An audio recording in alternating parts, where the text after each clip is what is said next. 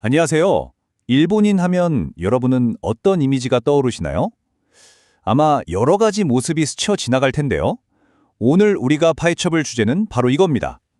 일본인의 정체성을 아주 깊은 곳에서부터 형성한 고대의 역사, 특히 역사학자 새끼 유지의 아주 독특한 이론을 바탕으로 그 비밀의 문을 한번 열어보겠습니다. 자, 그럼 본격적으로 시작해볼까요?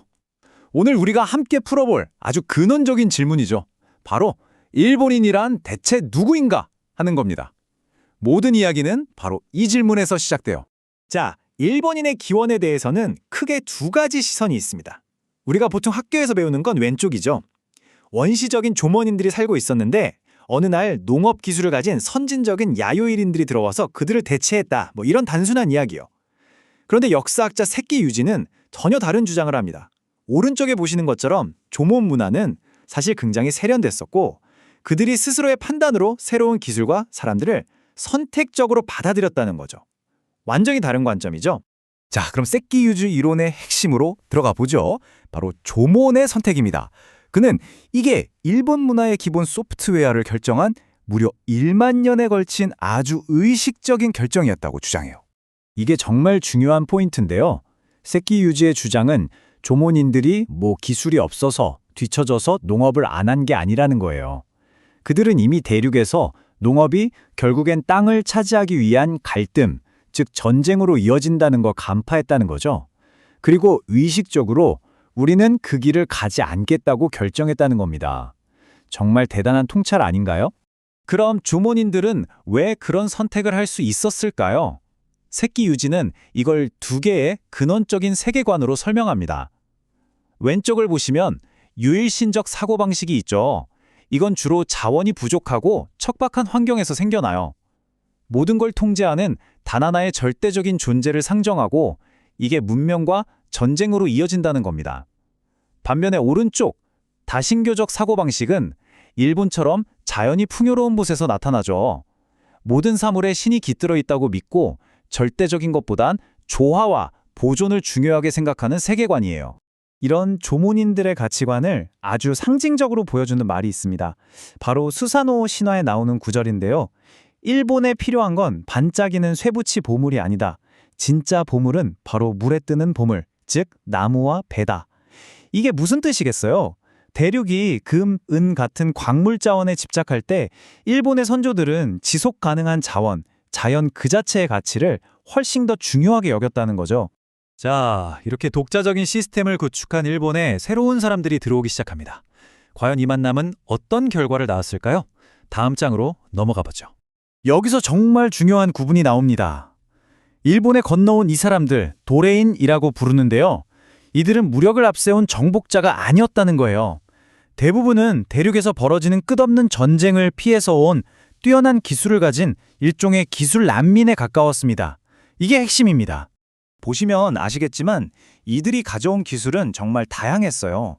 예를 들어 한반도 남쪽에서 온 하타시족은 당시 최첨단 기술이었던 토목공사나 금융 시스템을 도입했고요. 아야시족은 군사, 정치 분야에서 큰 역할을 했습니다. 또 북쪽 고구려계인 고마시족은 기마술 같은 전문 기술을 전수했죠.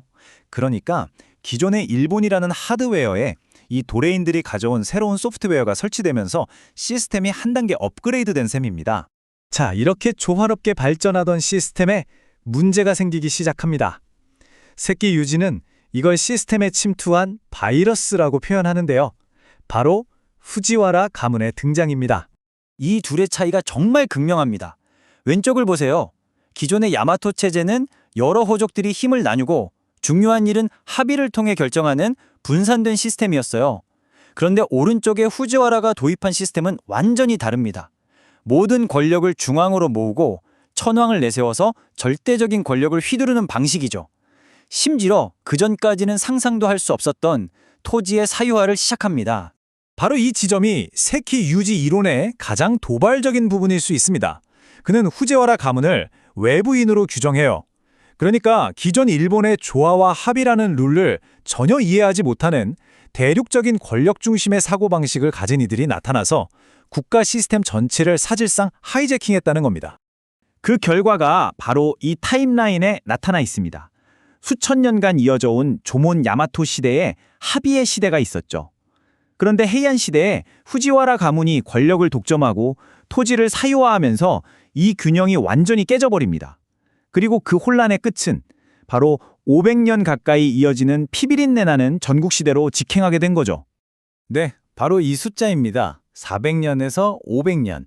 이게 뭘 의미하냐면 후지와라라는 바이러스가 일으킨 시스템 붕괴를 일본 사회가 수습하고 다시 균형을 잡는 데 걸린 시간입니다. 거의 반천년에 걸친 내전 끝에야 겨우 안정을 되찾았다는 거죠. 그 충격이 얼마나 거대했는지 짐작이 가시죠?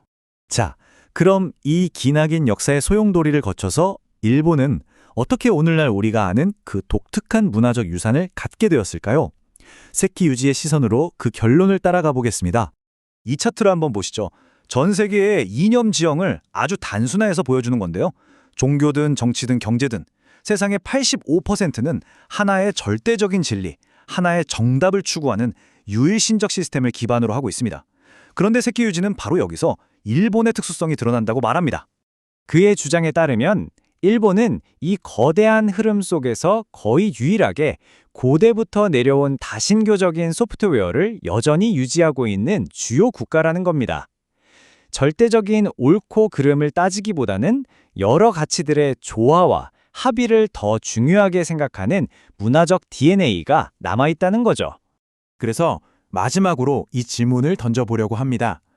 어쩌면 우리가 지금껏 봐온 이 고대의 설계도야말로 현대사회에서 일본이 보여주는 여러 독특한 모습들, 때로는 우리가 잘 이해하기 힘들었던 그들의 행동 방식을 이해할 수 있는 궁극적인 열쇠가 아닐까요?